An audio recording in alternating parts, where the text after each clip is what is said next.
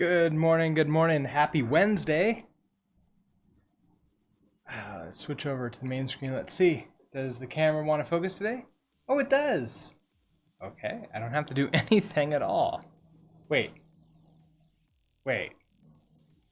Really? Oh, camera.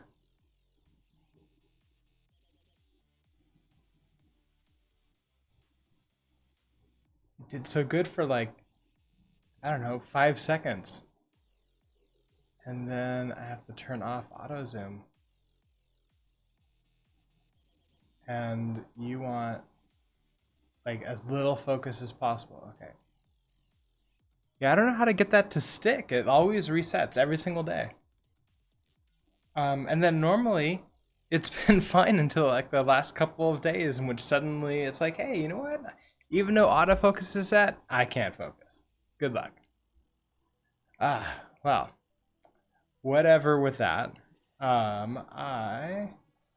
Let's see where we're going. So last time we left off with a cliffhanger where we're creating the command data struct, sort of a hopefully a refactor here, although we don't have tests, so I guess technically we can't call it a refactor. We don't want to change any functionality. So if we take a look at our command here, we've created a command struct that has a type, an ID, and a chatter, which was previously stored inside of the enum. So now we can basically just have our command type, which comes in here. We can create a new command, pass it in the appropriate things. Now that being said, I'm not sure if that's the best idea because really, and this is where we want to start off, really we're going to be receiving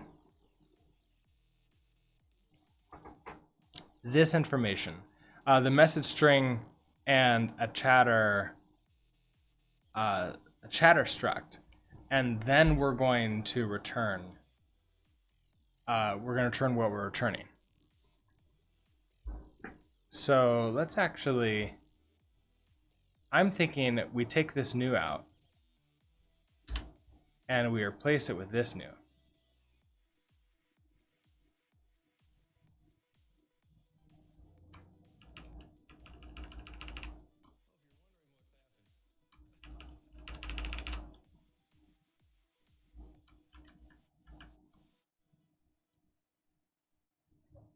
Okay, so now as we import command itself, we'll have this new, we take in the message and the chatter, we're going to return a result option command.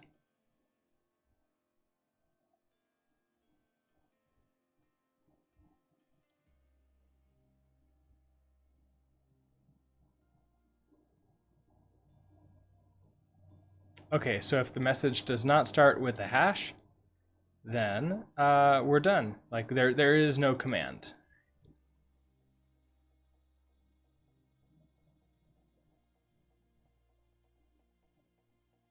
Okay, so split it up.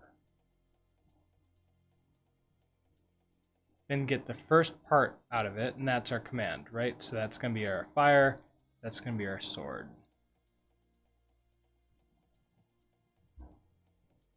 Now these are very similar to each other, so we should be able to figure out a way to combine these two codes into one. At least I'm hoping that we can.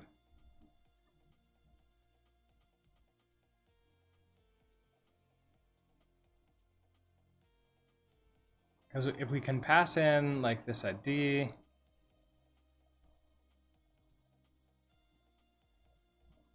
okay, so we want to extract the ID out.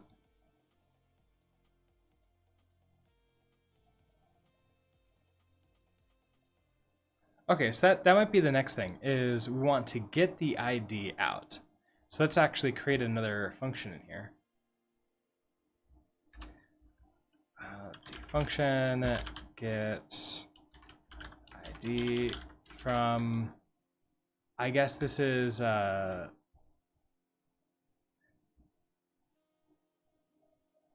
parts from the message. Okay, so from message.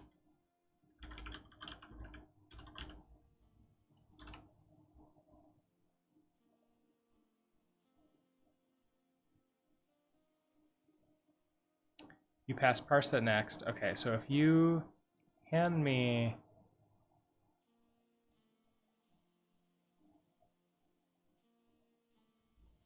the next part, then I'll be able to extract the ID out right here. I'll be able to do something like let ID equals, and then grab it from here.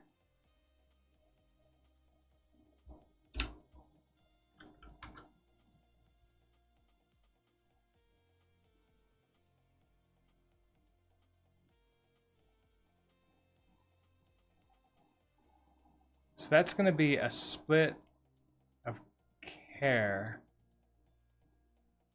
Split care. Okay. So message part split care. And then we're going to return a U8. Actually, we're going to return, so we might not return anything, right? We're probably going to return a result with a U8 or a static string.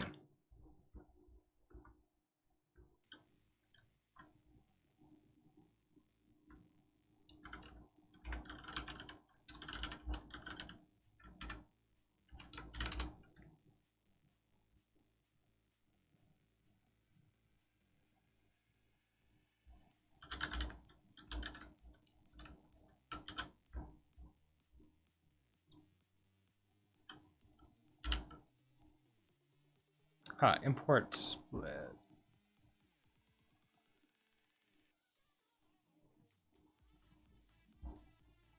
Split is in standard, let's see.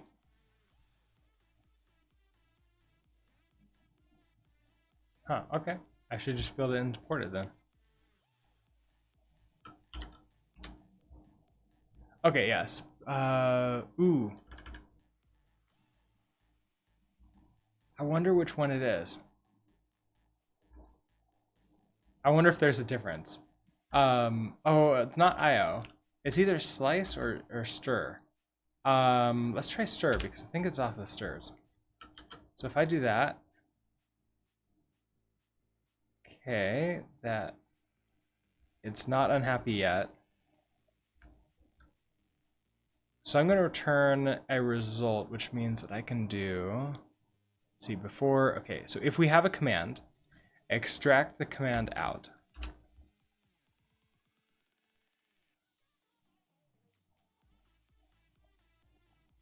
And it's going to be parts next. Okay, so we're going to do self get ID from message, and the message next is going to be parts dot next, like that. And I'm going to question mark this. So let ID equals, and the question mark is confined because the result is the same type, or at least the error is the same type. Now, what are you yelling at me about? Mismatched types expected. A split. Found an option.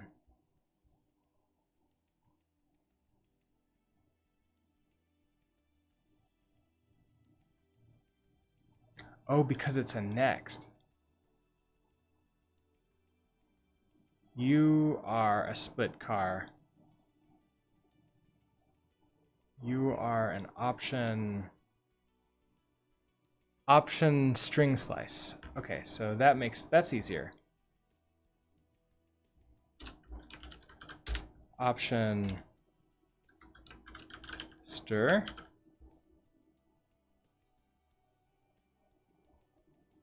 Okay, so let's extract this ID out. Pretty much we're going to match on this ID as number. So I should just be able to copy you. Put you in here.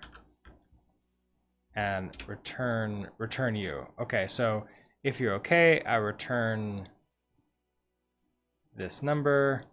And so I want to message part dot parse.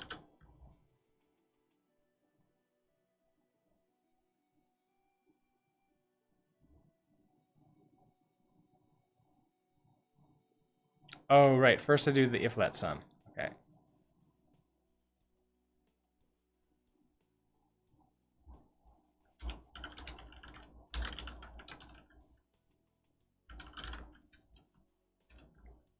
So you're going to be number.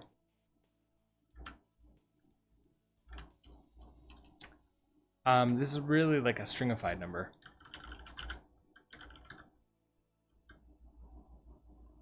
It's like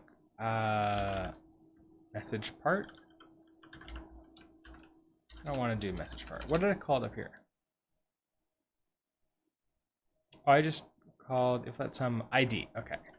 If let sum ID equals message part dot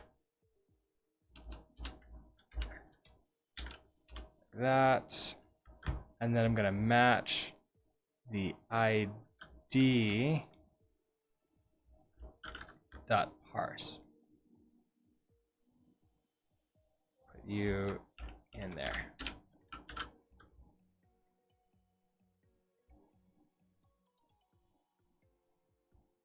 And we may be missing an else clause. Okay, you're right. So else, we want to return an error.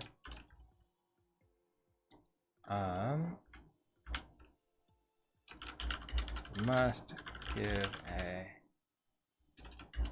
column to drop into. Okay.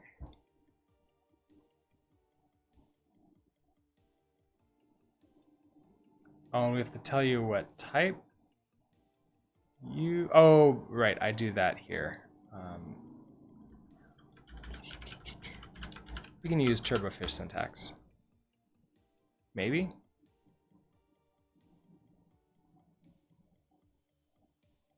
Right, and so then we're going to return okay number.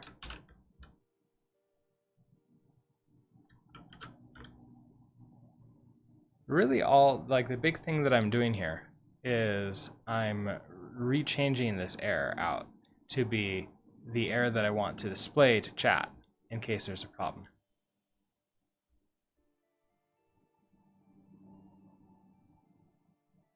So if I do that, that gives me the ID up here. And so now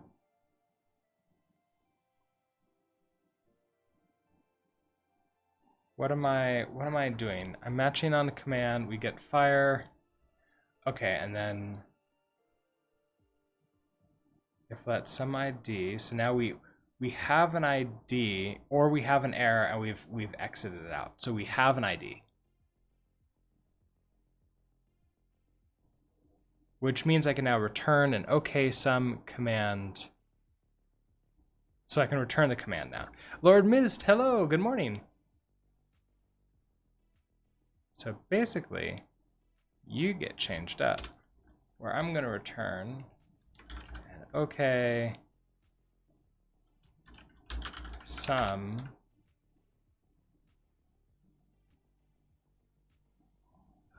command.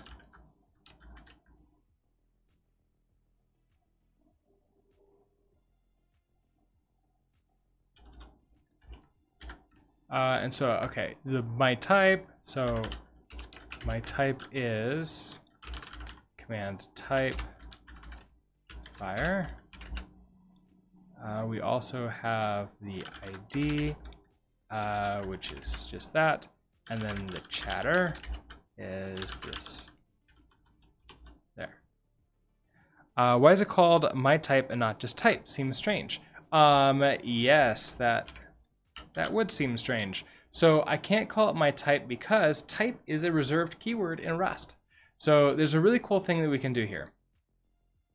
Let's say that let's find one of these.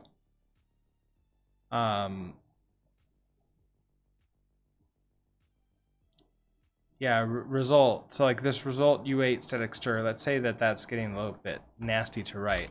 I could say type like ID. Let's see. Yeah, command ID. Oh, okay, you know what type does.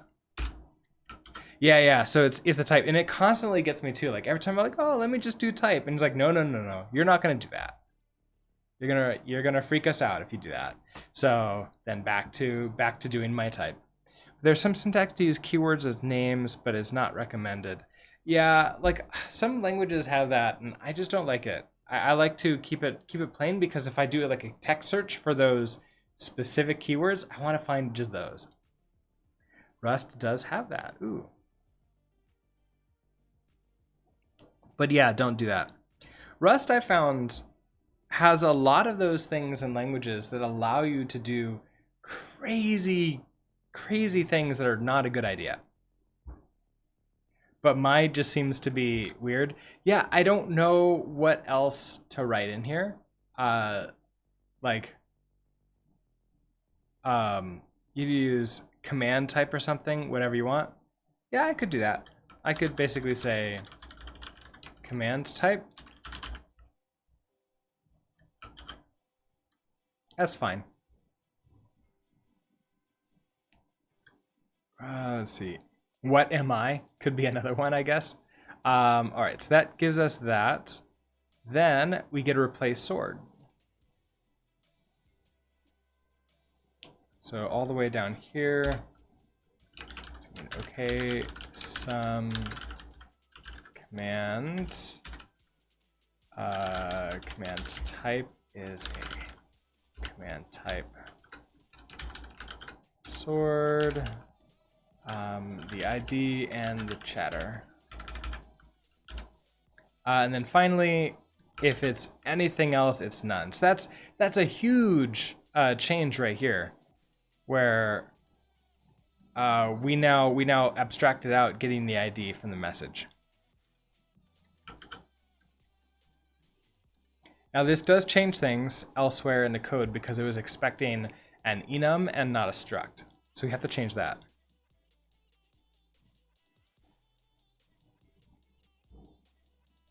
Not my type. Heard that a few times in your life. Oh, sorry about that.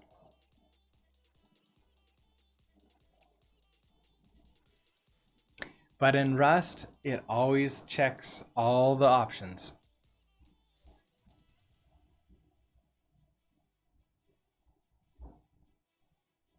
Okay.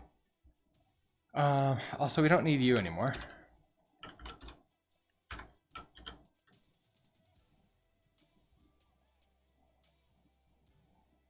And we're not implementing you. There we go. We just have command type.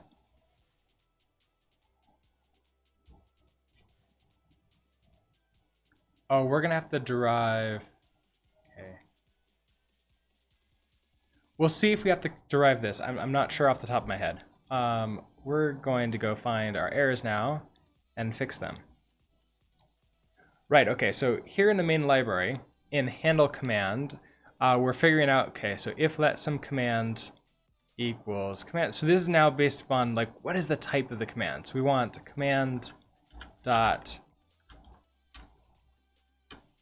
if let some command just type, match command, wait, do I have to make it public, don't I?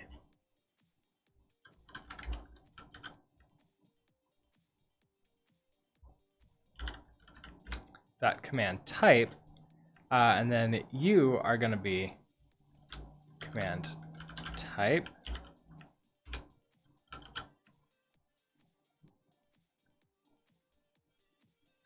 Oh, that's going to be interesting. So I probably want.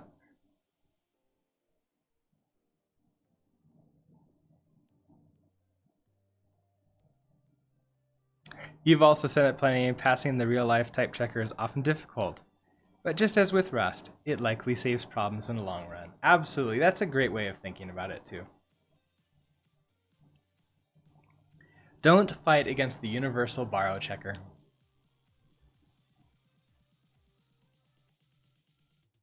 All right, so let's actually like think about what we're doing here for real. We're getting a command. We extract that out of the option. So if we have a command, then we want to, if it's a fire command, create a fire object. If it's a sword command, create a sword object. That's pretty much all we want to do. Is just check to see like handle one of those errors, like one of these things. Now I wonder if we should abstract this out into command. No, probably not. Oh, or maybe we do. Because like should I put like a handle on here? Because I could put a pub function handle. And what do you return? A game object.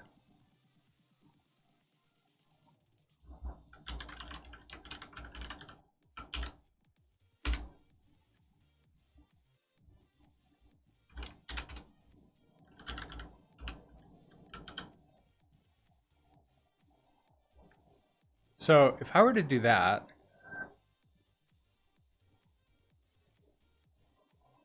I already know everything about the command.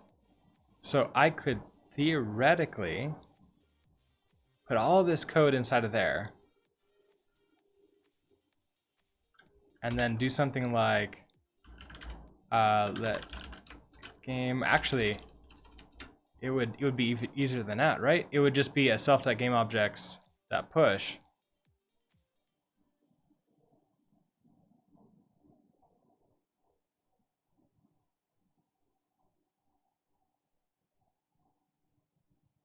Oh, and with teammates.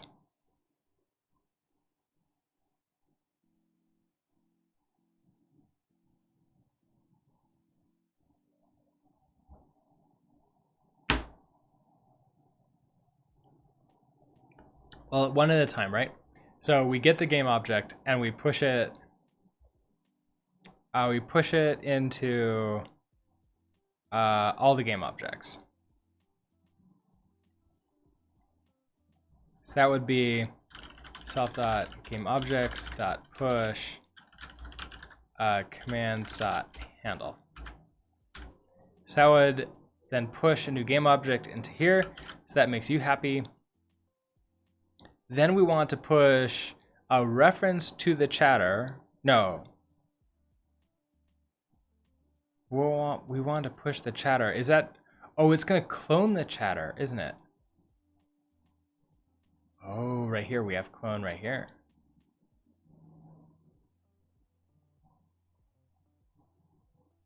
We would then want to push the chatter into teammates.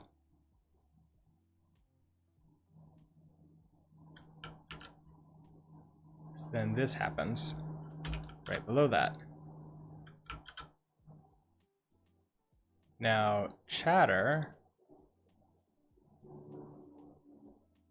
is coming out of command, isn't it?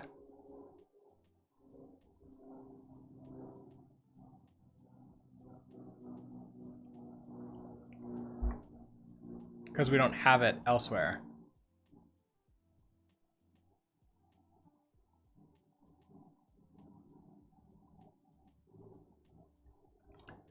Oh, okay. So I can abstract it out. I can return like a tuple with a chatter, and that, or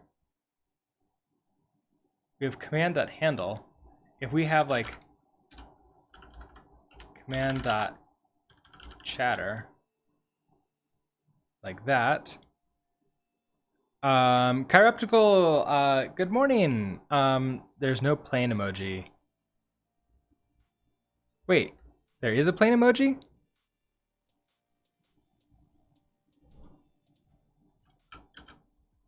Well, I guess you found a plane emoji. Okay, so this is private, so let's make you...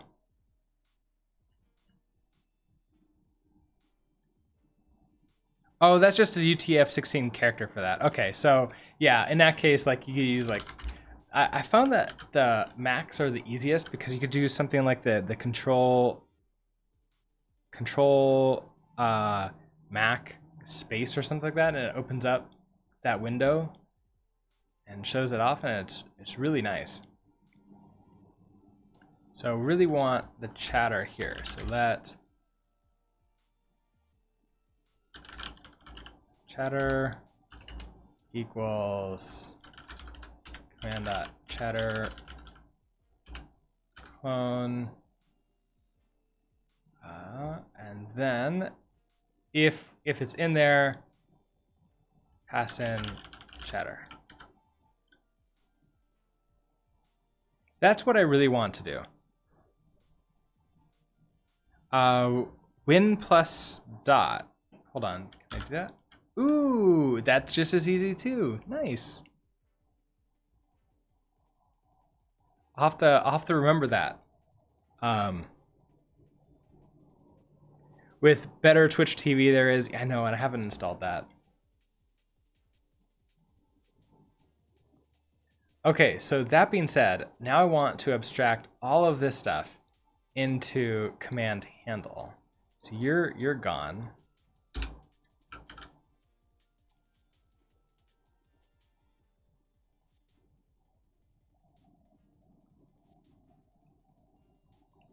So handle's job is to return a game object. So there's a bunch of this that's exactly the same, and there's a bunch of it that's not the same at all.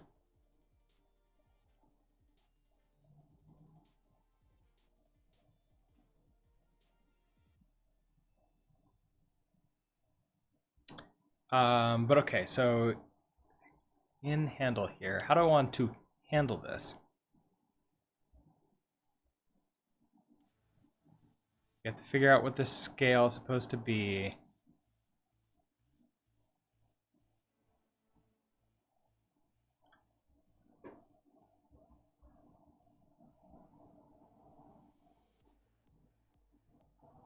Okay, the drop zone location is going to be exactly the same. I might be able to just pull you off.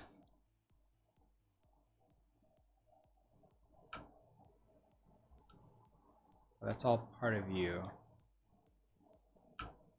Okay. Throw you in here. And then return the flame game object. So that'll kind of make you happy, at least for the return value.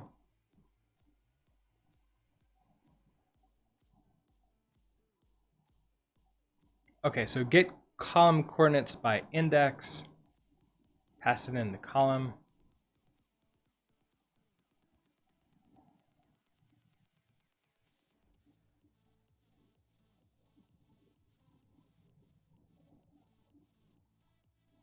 Where's that method?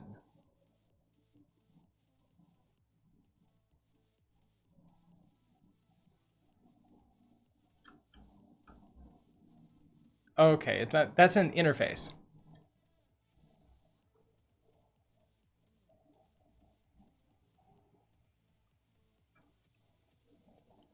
That means I need to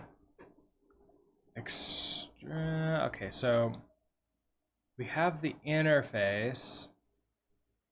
I need to pass the interface in, or when I run handle, I should pass in this drop zone location.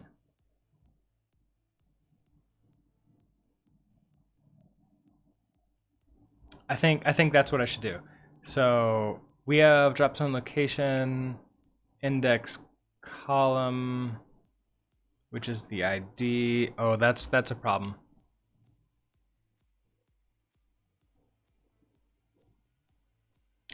Because that's inside the command. Command.handle. Well, okay, command has the ID. Hold on. I can make this public. I could under handle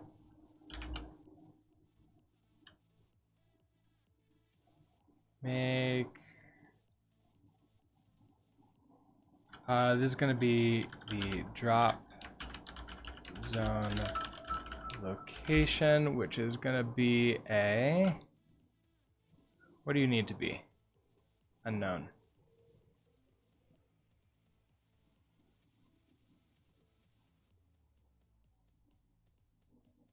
F32, I think.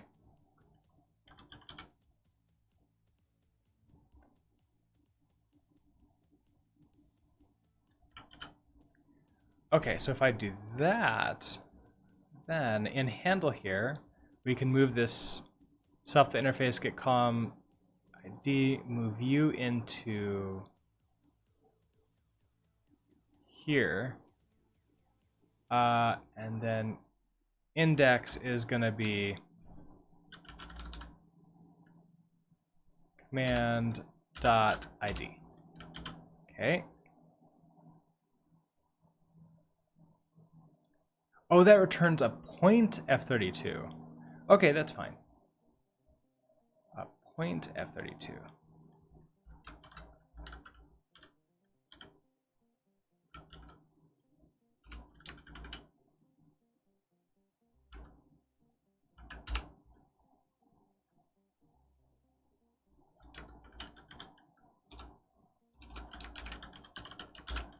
Like that. Okay. So then I have you.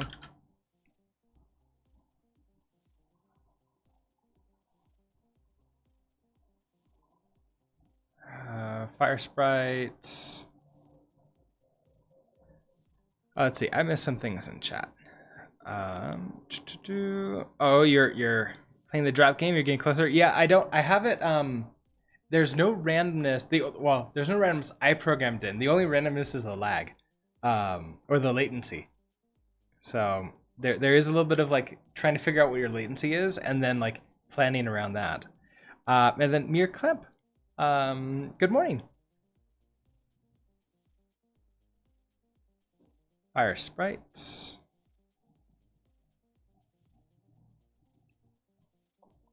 So this is then creating a new sprite, which is then, we pass in this. I wonder if that should actually be part of like the sprite. But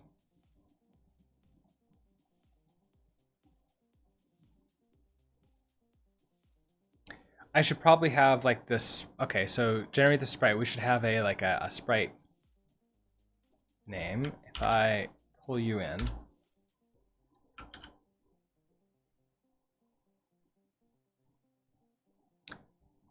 what do you return? You return an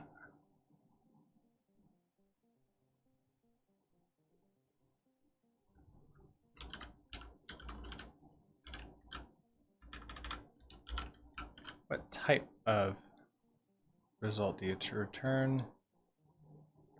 Can I find context in the scope? Okay, so we need context 2.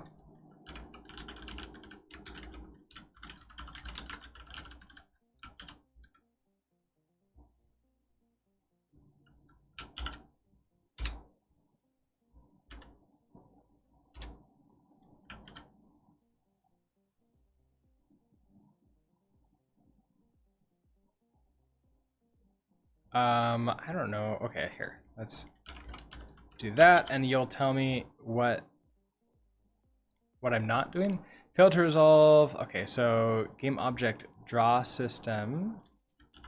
Need you.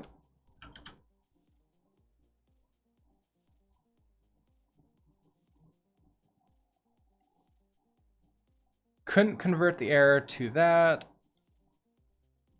Wait a second. You're not going to tell me what the error is? Oh, game error. Sprite game error. Oh, okay. Okay. So you are just a game error that's going to have a game object.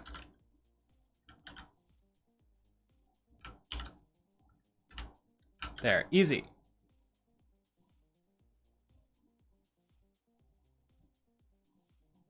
Wait, wrong number type arguments? Expected 0, found 1. But I thought I had to tell it one of them to. Oh no, your game result. Your game result with game object as the type in.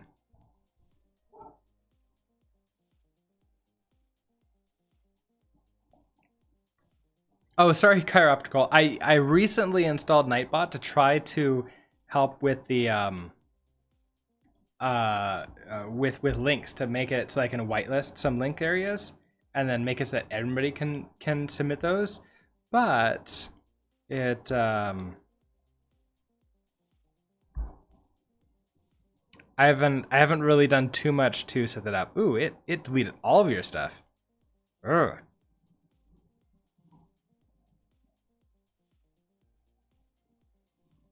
So I didn't get a chance to see it before it went in.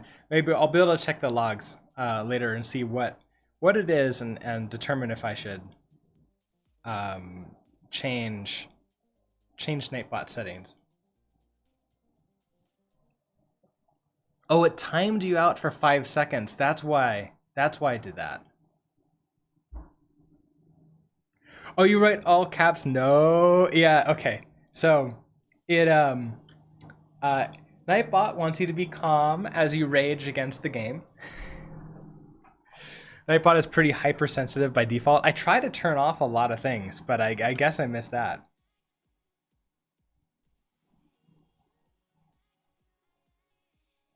All right, so then we do this. We're getting through here. We create our flame draw system, and then we have our flame size. All right, so then no method named getSize found for struct. Draw system. Oh, because I need the trait. Draw system. Wait, can I? Will this work? Yes, it does. Nice. Okay, so then I need fire physics. Creates our fire physics system. Okay, a flame game object. So some can I find value chatter in a scope? Okay, so that means now we have the chatter here, so we can use self that chatter.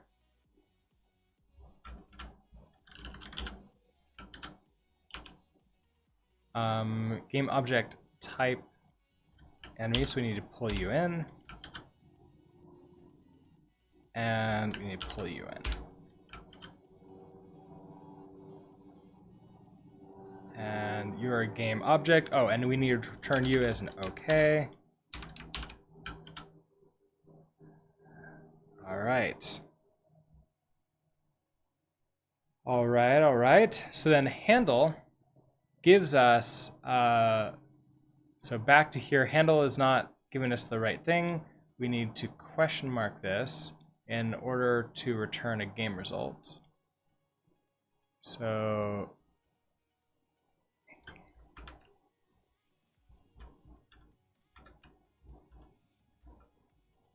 that's this one right here.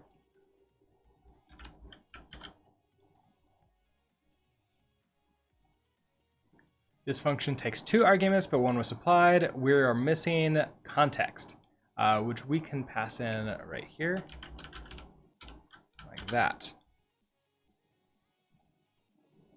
Okay, that makes you happy, which means I don't need to match on command for fire anymore.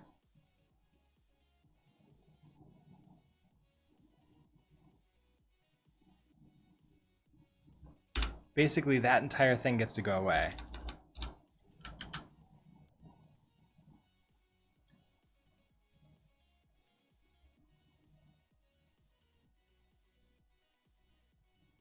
Now, what I really want to do is make it so that this also goes away.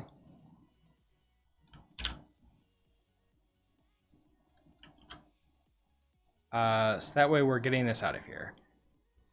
Now we have no errors anymore, and I think we made it so we can just drop a fire and that's all. So let's actually run this and make sure that that's true.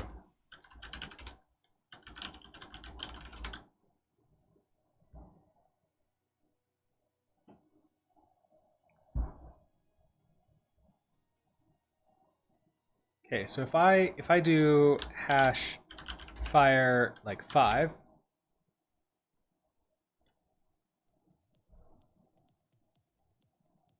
Okay, so that's still working exactly as expected. We have fires.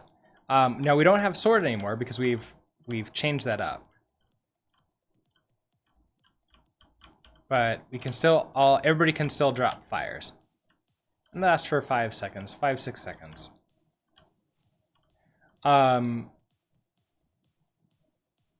don't remember if it's dropping or if it's. I think it's trying to drop out here. But that's behind the interface, so it doesn't really matter. And I can't get out there, so I can't get killed by it.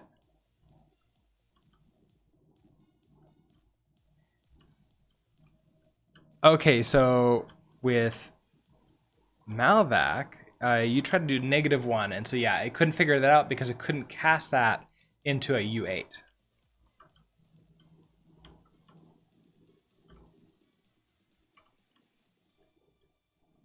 I've been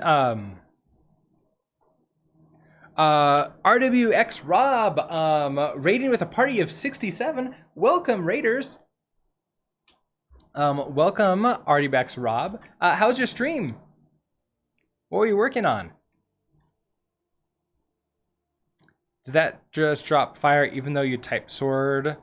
That's a good question. If you do like anything. No, that doesn't drop it. Pretty good just creating a language to define other languages. Oh, that sounds interesting. So what we are doing is we're building a get the streamer game. I won apparently. So the idea here is, I'm gonna restart the game. It'll be much more interesting. I'm in the middle of a rewrite for the command handling section, so we don't actually have the sword option right now. All we have is fire. So you all can drop fire. It will last for about 5 seconds before disappearing. And then I have about this long to avoid all of the stuff that you're dropping down. And if I do that, I win. If you hit me, you win. And basically, I can jump, I can move, I can get hit 3 times, and then I get some iframes for 2 seconds, just to get out of the way and try to like make it more interesting. I did find that I'm bad enough at these games that I needed that in order to like have the game not end right away. But as we see, the fire isn't the most interesting of items here.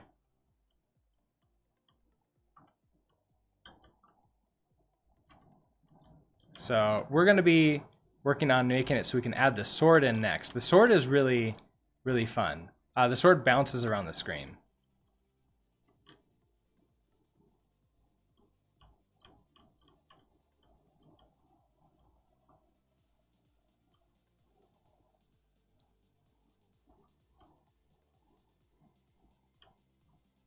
Right, and there's the entire sort of lag problem, where you see where I am, but I have low latency mode on, but sometimes depending upon either your internet connection or how my internet connection is going, that can sort of change over time. I'm not experiencing any lag right now, but we ran out of time, which was I think 2 minutes. And I won, and then I put everybody who dropped gets their name on here. If one of you hit me for the final one, then your name would show up at the top. So I'm hoping to like, I'm actually thinking that this would be a great like post raid game to do, like especially once it's like at the final position where I have all sorts of crazy stuff moving around on the screen. It's gonna be fun.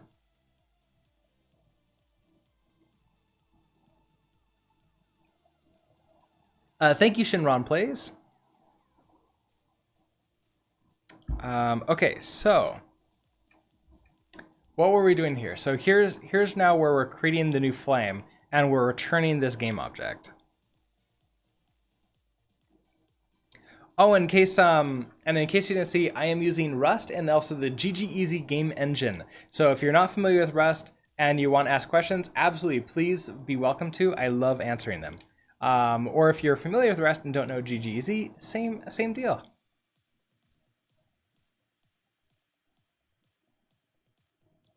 So if I want to do, well, okay, I want to do this for both of them, right? You were noticing that when you did a sword, it dropped a flame, and I think that's because I just come here. If there's a command, I run the handle command that then just generates a game object, and right now that's always a flame. Like it can never not be a flame the way it's written. Why Rust? I really like Rust, and that maybe before that. I wanted to learn, like several years ago, I wanted to learn a more like back-end heavy, statically typed, like strongly typed language with a little bit closer to the metal. At the time, Rust was being built as a systems language. I also had some friends and mentors who were programming in Rust at the time. So I decided, you know what? Let's just dive into that. It seems like it's the new thing that's like coming in, and so I read through the book and I started building projects, and I fell in love with it. And personally, I feel that it's a great anti-burnout language. How long does the ball stay on the raft? So they stay on the raft until they get knocked off. So if we look at that one, it should stay on here. Let me switch to break screen really quick. That one may get knocked off at the very right hand side. So if the edge of it touches the screen over here, you can't see my mouse. That will cause it to fall off. Okay, it didn't fall off. So it's fully on the raft. So if you hit the sides of it, you'll stay on until it hits the edge of the screen. If you hit the middle of it, you stay there for the rest of the stream. What language? We're using Rust.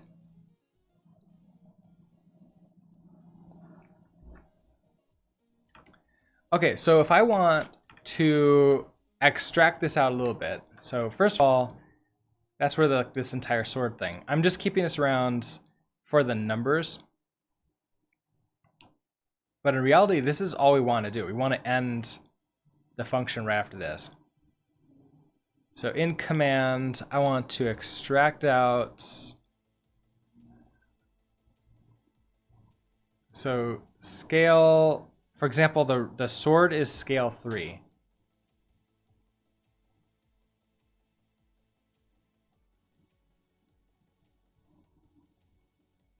So I kind of want to like figure out which one that's supposed to be. I wonder if I want to like add that.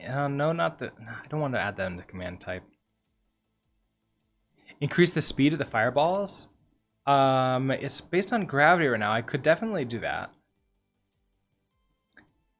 You'll see how hectic it gets when I add in the swords, but we need to do that. If I have everything at the same scale to begin with, then this becomes just the sprite. Now we need to figure out, I'm storing the paths right here.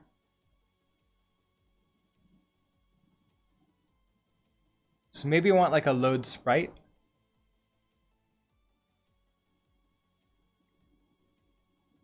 Okay, so scale needs to be separate. Scale is unique per one, and sprite is unique per one. But I can have like internal functions to like load those, where I can say something like function. Okay, so function get scale, or like calculate scale. I don't know. It's not really calculate.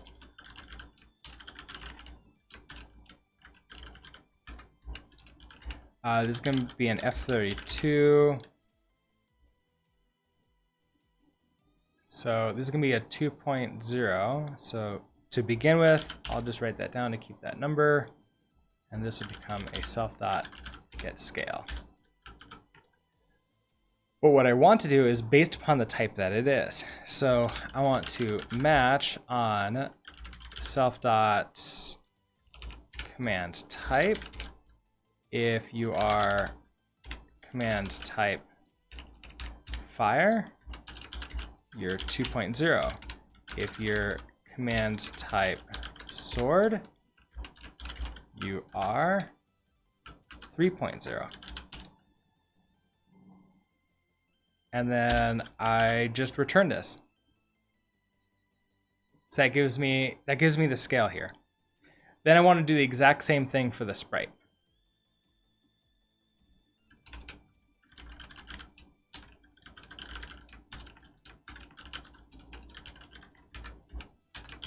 And I want to actually return a sprite.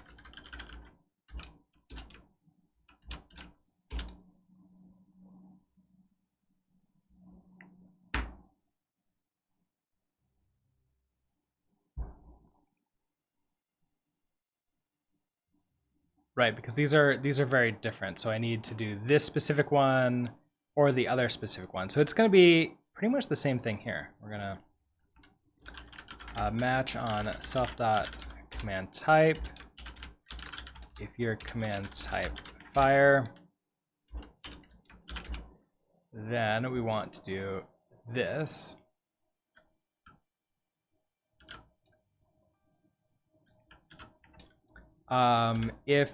Okay.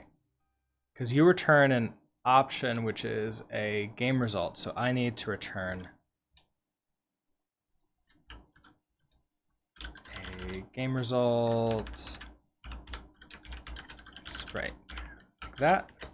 That will make you happy. And then here we'll have command type sword. And in here we have the sprite is you.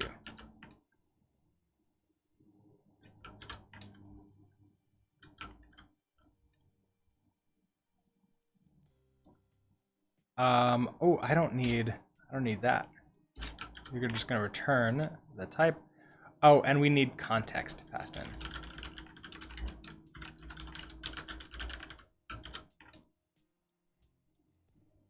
Okay. So then that gives us the sprite.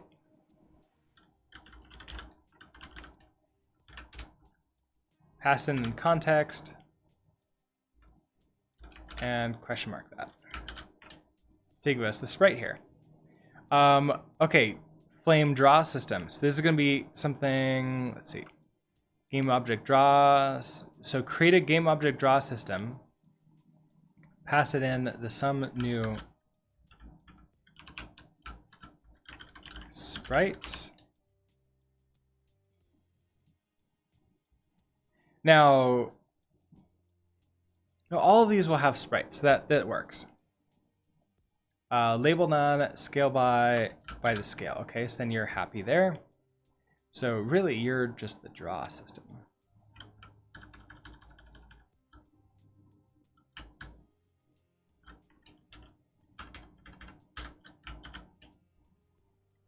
Okay, then we have the flame size. Okay, so unwrap or, so you just become the size. We use the draw system to get the size. We unwrap that. However, if that, for some reason, it can't get the size, we'll just set it to be 50 by 50. We get the physics system. Okay, and this is fire physics new, or it's going to be the sword physics new, right? Yeah. So get physics.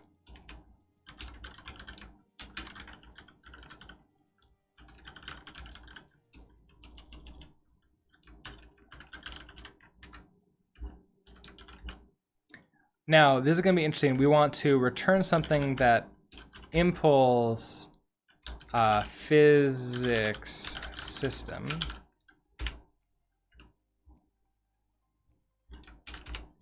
And so we're gonna match self.command type. If it's command type fire, we want a fire physics new. If it's command type sword, we want sword physics new.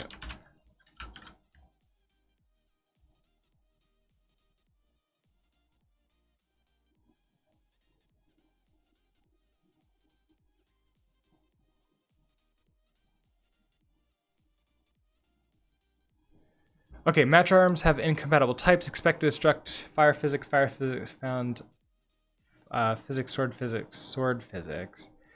So I was hoping that I can like return, isn't the impulse physics system deprecated and should be replaced with Dyn physics system? You might be right. Let's try Dyn. No, it doesn't like that.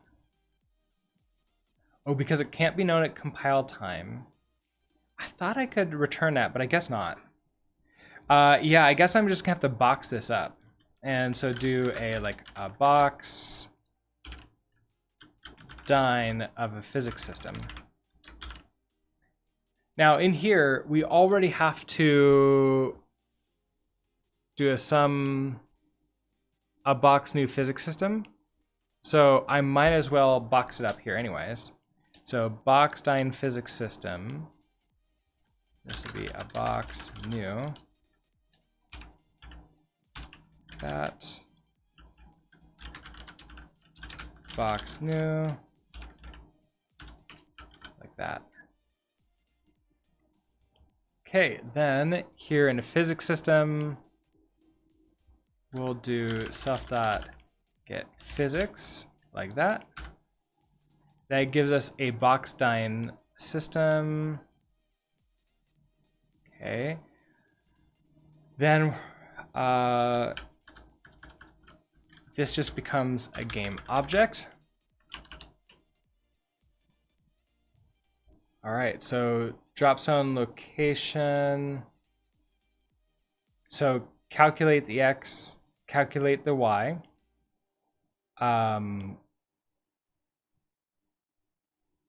Just store the draw system. Put in the width and the height. Store the physics system. We don't need to box this up anymore. This can be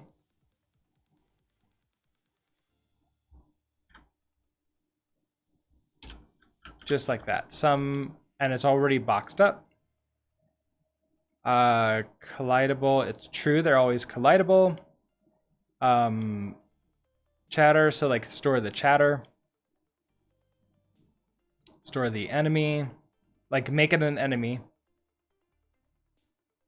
And create a new, so this is create a fire life system. So we need a life system.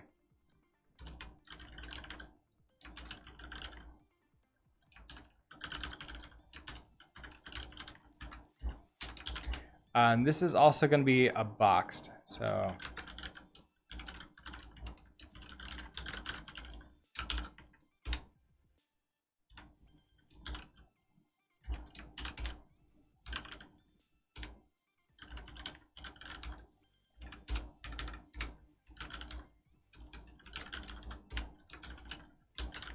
Okay, so if you're a fire, we're going to return a fire life system.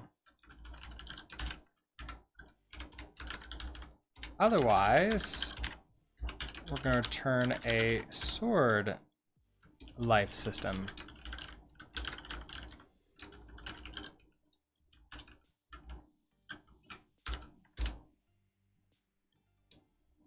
Why don't I put all the variables directly in the CTOR?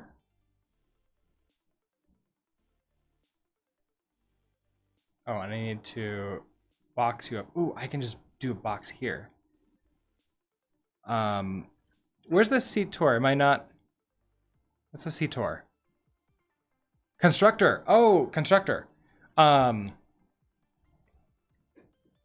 So I could put into the constructor and then like store them up here. There is no constructor in Rust, so I have to like create it myself. So basically, it's inside of here. Like I made my own constructor essentially. Like it might be a good idea to do that. What would be best is if I had some configuration file and pass that around, and then I can put them into there. That would probably be the best idea. This allows me to like go into like specific areas and only play with those. I don't know. I'd go back and forth like on how I want to store those. And so we need to box you up.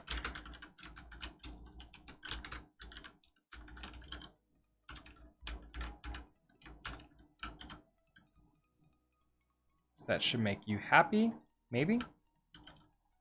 Possibly? You need to be a box, capital B.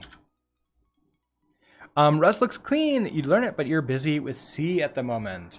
Well, it'll be here when you if you ever decide to go back into it. Okay, so sword life.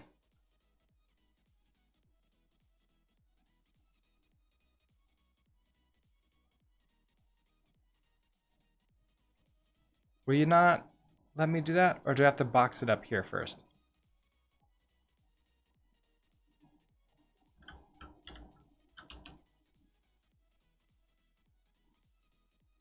Dying life system. So you know that you want that.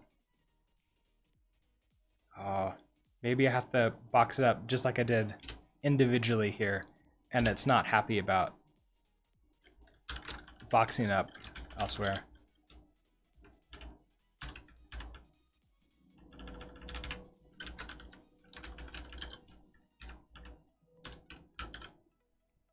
Okay, that makes it happy. So get life system. Now we do some self dot get life system, and that refactors that really nicely. So all of this code, even though it's longer, it makes it so that here this goes away.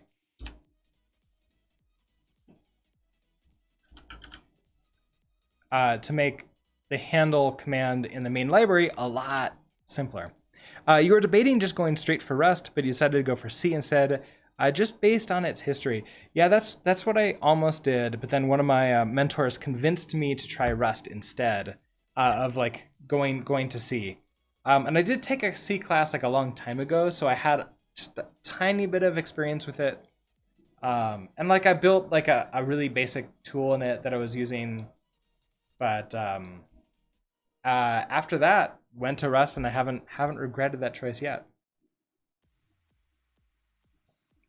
Let's see if we can drop a sword now.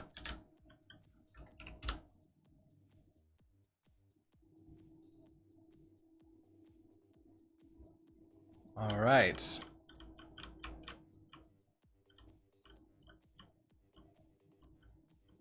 There we go. As you can see, the swords are much more interesting.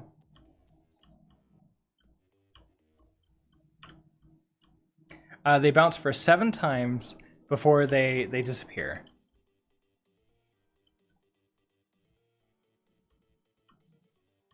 So I figure a combination of the flames, and it's sort of random about what they, what amount of like bounce they have.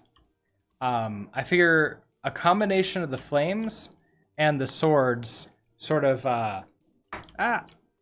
wait, what happened? Did I quit? Panicked. Unwrapped an error value, sending on the closed channel. Ooh, that's not good. Thread unnamed, panicked to call, result unwrap on error value, sending on a closed channel. Oh, I tried to send and the channel got closed? Really? Wait a second. So if I get hit, fire 1. No, that works. Okay. I wonder why the channel was closed.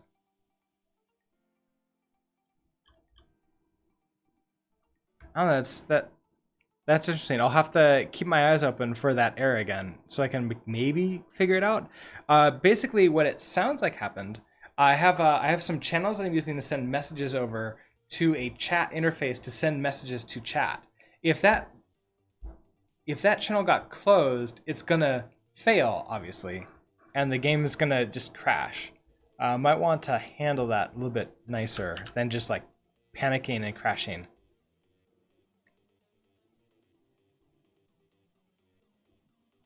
But okay, we now have swords, and then let's see. Let's go into our README. That creates our command data struct, which also put that into a function. Redundant entity creation code into a function. That would be nice for this stuff up here.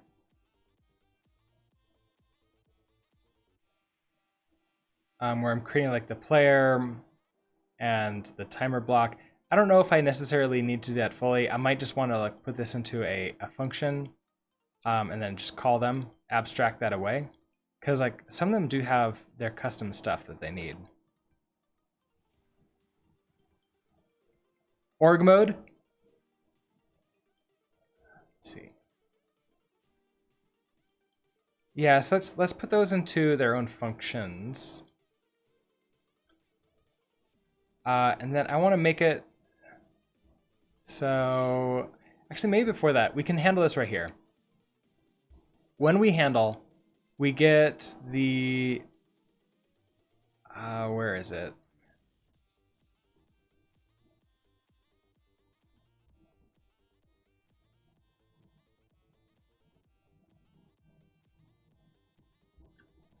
We get the ID. So get the column coordinates by index of this command.id.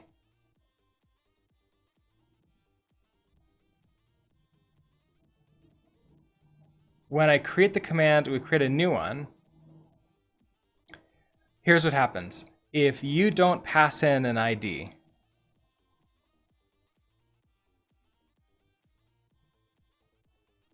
I just say, you must give me a column to drop into. However, I could use, I think I have rand. I can use,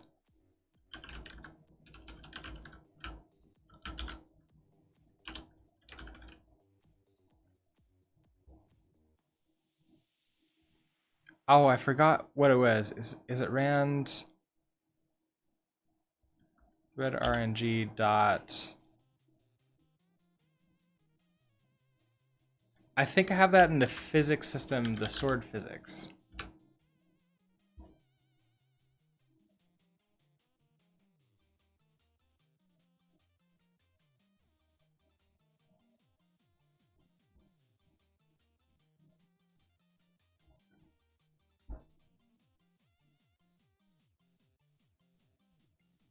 Okay, we have rand random. Okay, that's what I want. Rand random. Rand random. I need to give it a what type? So that's an F32. No, it's a U8.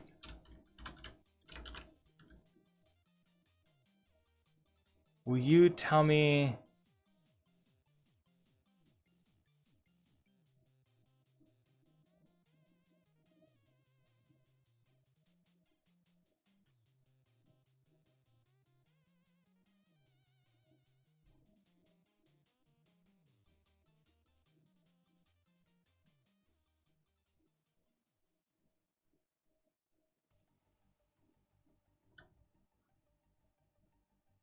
I want it to be contained. I don't know if I can give it like a gen range. I would need to do the entire let RNG equals rand thread range like that. Make you mutable. Then I can do RNG dot gen range between 0 and I think 10. I don't think it's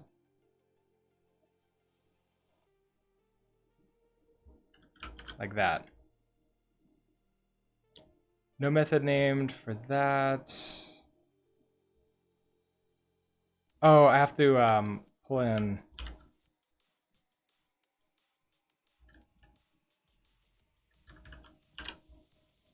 Oh, do you have to pull in a prelude?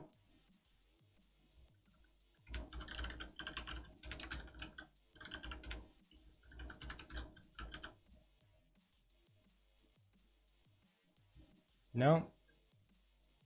So it gives me an RNG.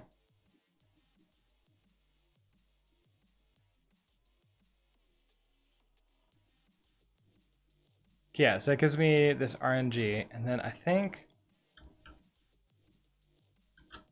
we have a gen range.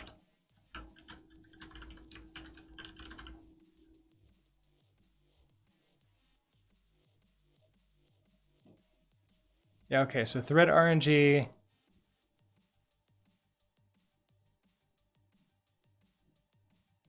Yeah, I should be able to get gen range off of that now.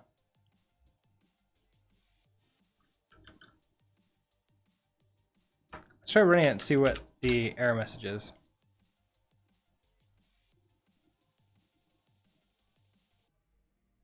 Oh, expected result found an integer. Okay, so that's not problem. It's fine. I need to return an okay, like that. Wrap it in an okay, and then if we run this and you just do a like hash sword and don't give it, like if I do sword, that gives it a random drop point. Perfect. So that way, if you don't know where to put it and you just want to randomly do it, you can still play. I'll probably make that like a hidden command, because you still have the ability to do like a column over here. Thank Isaiah.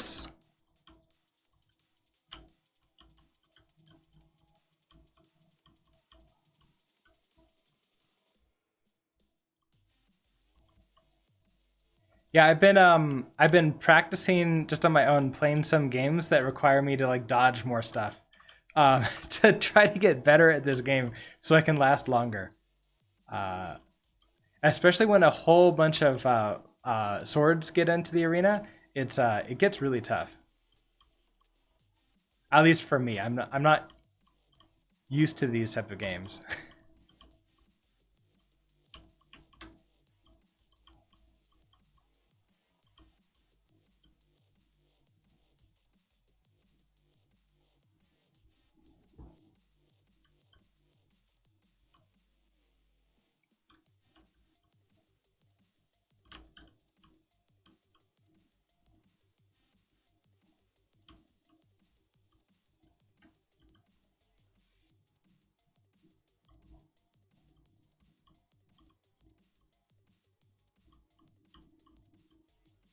I was figuring like my initial idea was that the fires and the swords, you could organize like in chat exactly how to position. Like, okay, we'll block off this area, and then we'll drop a bunch of swords, and then just like, or maybe like drop a bunch of flames, then make it so that I can't jump somewhere, and then just drop a flame right on me. But I won it. I love that it shows that me too in here because I did do a drop command, so that's fun. No crashes that time, so that's a good sign.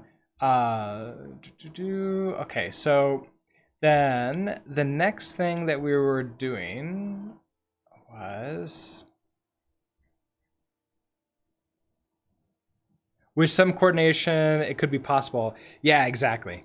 You suggested how to make the swords look nicer. What if they're out of bounds? They don't just disappear, but instead stop colliding with the walls and just fly off the edge and disappear once they're out of view. Ooh, I like that. Here, I'm gonna put this down at the bottom. Feature requests. We're gonna say swords fall out of arena before disappearing. Lord M. Missed. All right, perfect. Now this code up here, just for creating like the flame instruction, creating the sword instruction, creating the timer block, and then creating the player. I'm thinking it's not really like if I fold everything, I want to essentially just put those in here, where I can say function create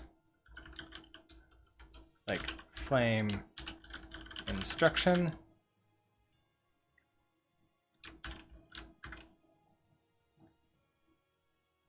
Oh, this, okay, so I can, oh no, it can't take anything in.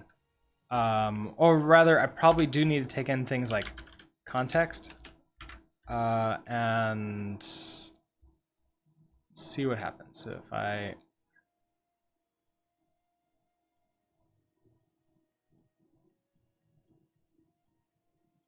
take you, so here's the flame instruction. If I cut you out and replace you with self create flame instruction, like that.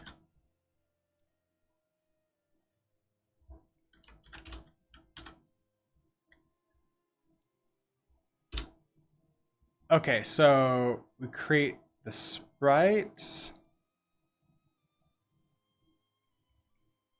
Well, I could tell it what type to create, which would give me that potentially. But okay, so even if I don't do that, if even I just keep this simple and I just go like, okay, create the flame instruction. It has like the label that we give it. We do this.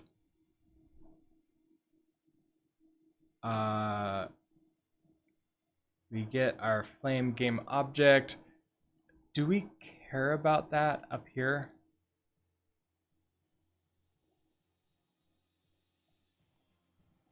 We just interface at it.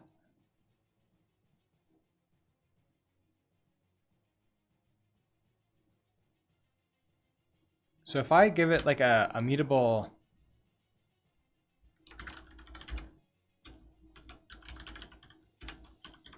so if I do interface, I give it a mutable reference to an interface, and I can do interface dot add game object, flame game object.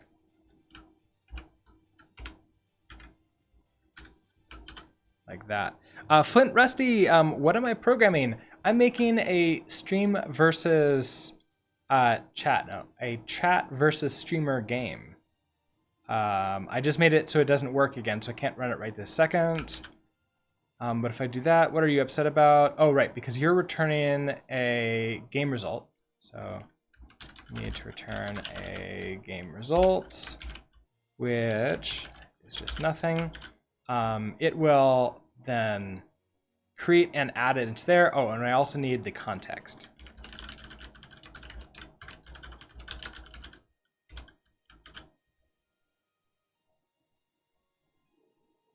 So return that, and at the end we'll return okay. Is it part of my job? No, not at all. I'm a team lead for a web development team as part of my day job. So I don't get to program at Rust professionally. I do that all on my own here.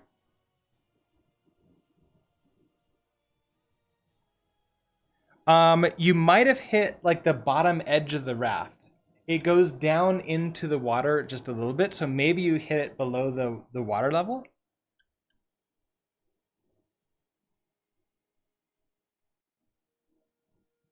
Okay, so that gives me the flame game instruction. Which means here we want to question mark this. Takes 2 arguments, so we need to pass in a mutable reference to the interface and the context. And that makes that happy. So now the flame game instruction is still going to be there. Now, if I instead, let's see, create flame game instruction. So now in sorted instruction, the big difference is here. Well, it's gonna be like these sprites, like everything is really different. So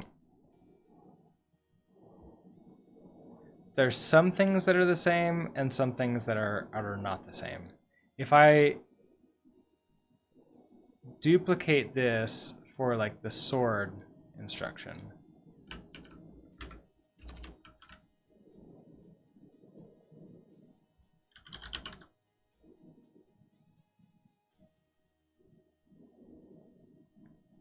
then I take you down. Like what? Or I guess maybe let's not duplicate it. Let's just do it right. So if we change you from fire sprite to sprite, we're gonna need the path. So based upon what type that is, so we need the path here. So sprite path is gonna be a static stir. I don't have to say static. I could just do it's a stir. So then you are a sprite path. And I also need to remember that you're this specific sprite path. So flame instruction, you then get added there.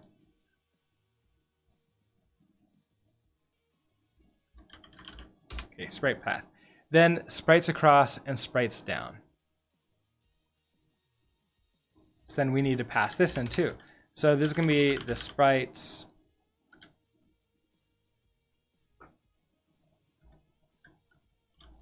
What I want to do this like sprites, sprite size, like sprite locations. Like the sprite count. This is going to be a tuple of, what do you need to be? U16s. Like that. So then you're going to be 4 and 1.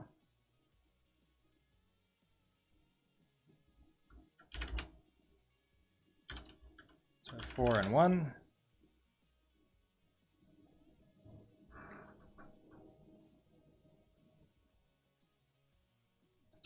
So you're going to be sprite count dot 0, sprite count dot 1. Okay, so that makes you happy. And now this is, what do you need to be? What are you? Oh, explicit lifetime required. So if I just say that you are static, that makes you happy.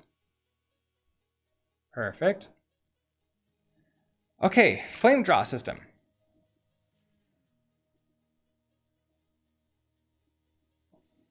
So I want you to become just a draw system. Draw system sum, we pass it the sprite, and then we need the label,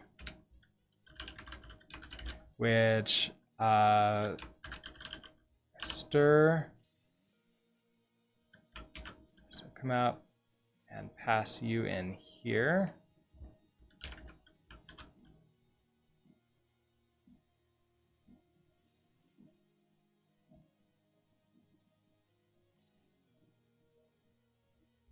So that's going to be our label.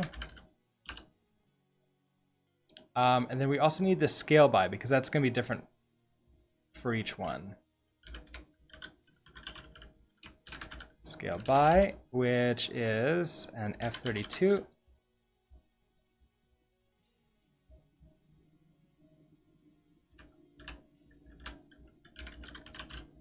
What is it? I already forgot what I put in here. Was it 1.5?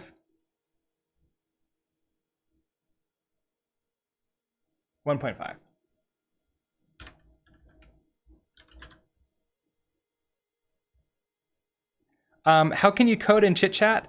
Practice. Lots of practice. I also did teaching.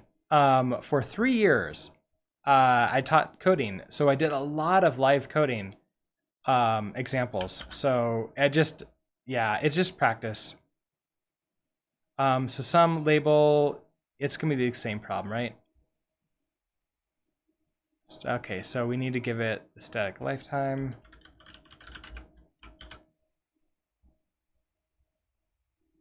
So scale by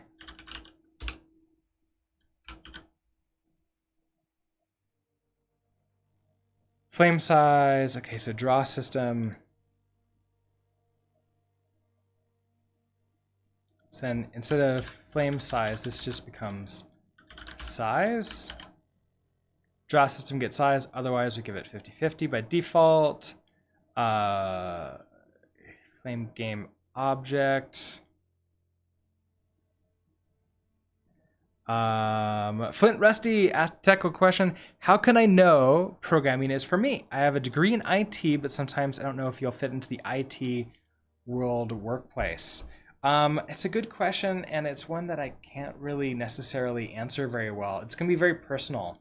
Like your journey through programming or like whatever it is in the IT space is gonna be your own. So I would just say try programming something, like building a tool for yourself that you can use in real life, which means that you also have to maintain it as it breaks, and then just see how that feels. If you fall in love with it, as I did, then it's probably for you. If you hate it and just want to not have anything to do with it, then maybe some other area of IT is for you, or not at all. Like you're gonna have to like make that call once you get to that point. But I would start by just building something that you can use. Does that answer your question? So we have our draw system, pass in some, okay, with that. Then our size, we get that. Flame, okay, so then we want the actual game object. We create that, interface, location X. Okay, so we figure out what this is. Put in a correct spot. Draw system sum, new draw system. Give it the size. It has no physics system. It's not collidable. It has no chatter. It's an interface type, and it has no life system. Then we just add in here. Okay, so once I have that, then we can go ahead and, so here we're creating a flame instruction. We can now create a sword instruction. So self create flame instruction. Give it the interface, give it the context. The sprite path is going to be this. The sprite count is going to be 1, 1. The label is going to be this. And the scale by is going to be 2.5.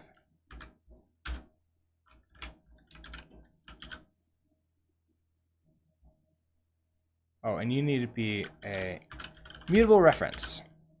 Somewhat answers your question, but I want to get started getting a job first instead of making a program. Is that okay?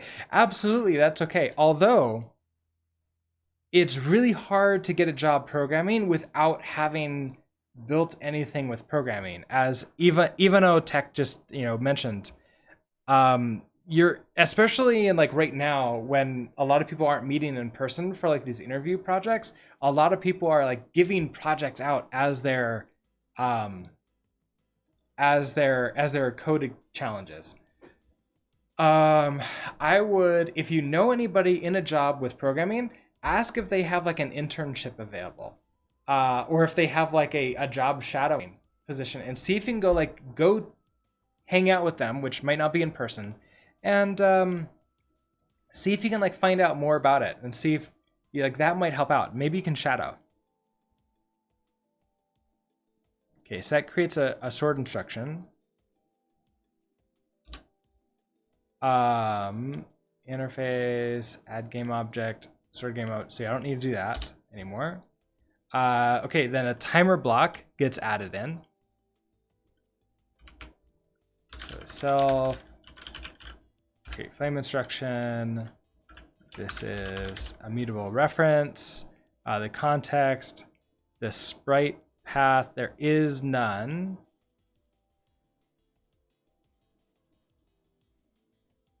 So that's interesting. So there is no sprite path, so I have to pass it a none, which means I need to change this to be an interface. So sprite path needs to be an okay sum.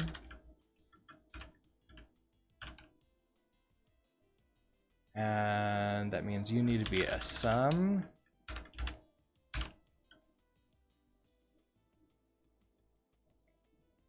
Okay, so sprite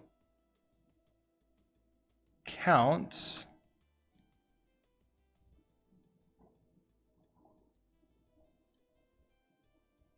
is, oh, that's a none too, because there's no sprite count in this specific one.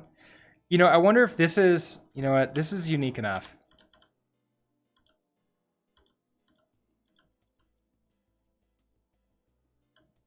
I might want to just have the timer block be on its own. Like, we'll just keep that here, because like this is a completely different entire system. And so I'll just add that in there, and then the player is unique too.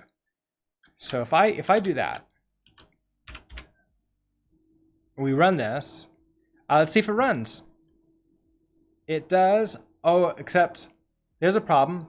My sword and the flame are now together. So I need to fix that. The Y down, we need to pass that down. So right now the Y is here at 200. So I need to pass that in here with, I guess though we could just have it be a Y and F32. I'll just make you Y there. So I think you're gonna be 200.0 and you're gonna be like 450.0. Also, I want to rename to create instruction. And let's try that. Well, the numbers can be played with a little bit. 450, maybe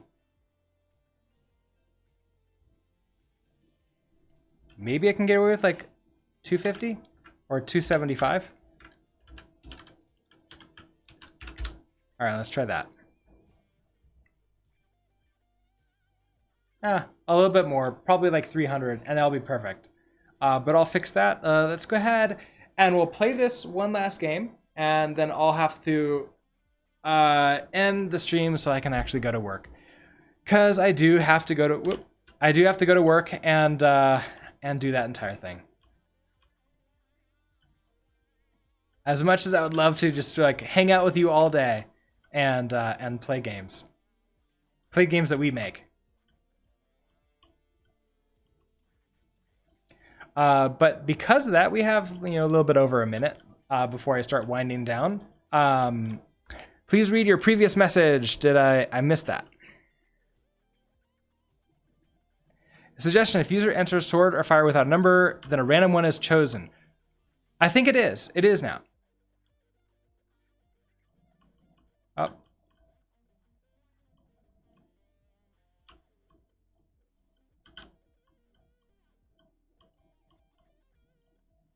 Yeah, we just implemented that. Uh-oh. I had to take a life. I have 1 life left. Ah!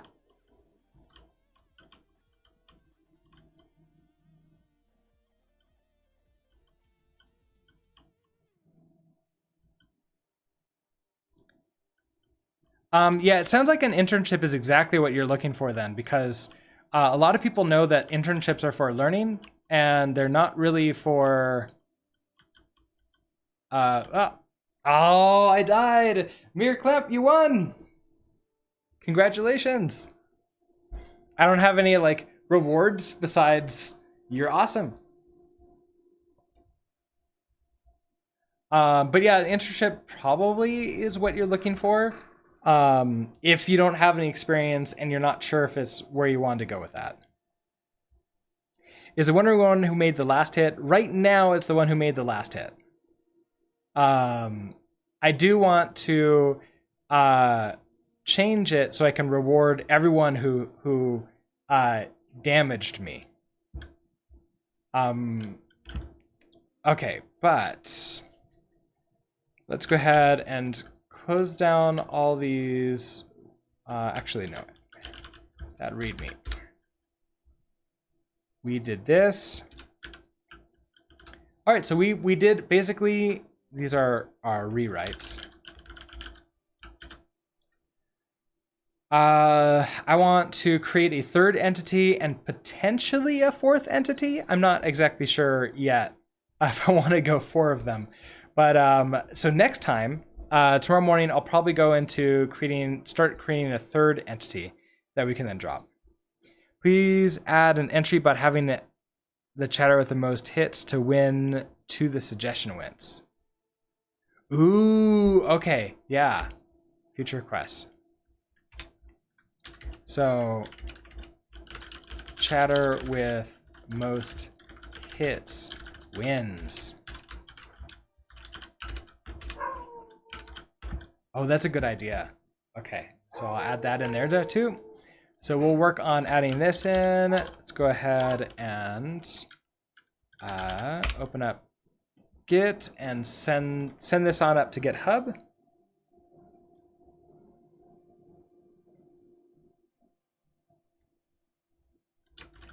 Lots of rewrites. What's the keyboard that I'm using? I'm using a Kinesis Freestyle Pro. So it's a split keyboard, but it's also mechanical. And I think it has the brown switches, so it's not terribly loud. Gonna push that up, and that's available at Bang Repo. Everybody, I'm doing these streams every single weekday morning at 7 a.m. Mountain Time for about hour and a half or so. Usually I end between 8:15 and 8:30, so I'm a little tiny bit over today. Tomorrow we're going to continue on with this. On Fridays, I'm doing Exploration Fridays, so instead of programming this game, I've been learning WebAssembly with Rust. And then on Sundays is Tutorial Sunday. We've been working on an Introduction to Rust course. So if you're looking to learn Rust, come join us on Sunday mornings. And if you want notifications, there's a few different choices. You can follow me here on Twitch. You can also follow me on Twitter. Well, that's pretty much it for right now. Let's see. I'm gonna take a look. Do you continue learning after you have a job for a few years? Oh yes. There is no stopping learning in the programming world. Actually, like this is probably like the big thing for me is I'm doing this to like keep up my learning going. So yeah, I never stop learning. Never stopped learning. All right. Mute. Let's see. Who's live on my list? I don't have anybody else. So if you want to continue on, we're gonna raid Mr. Halsey again. Mr. Halsey, just came back from a break. Perfect. Yesterday I raided him and it was a long break. So let me set up that raid. Channel, Mr. Halsey, start the raid. Mr. Halsey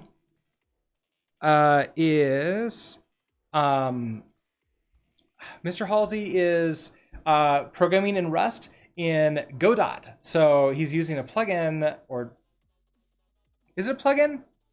Peyton, I know you're doing that too. It's some system that allows you to use Rust instead of GD script, I think. I haven't done any programming in Godot, so I don't know that yet. You call it a plugin. Okay, so it's a plugin. All right. Well, with that, everyone, let's have a great rest of our day. I'm going to switch over to our ending screen. And I'll see you next time. And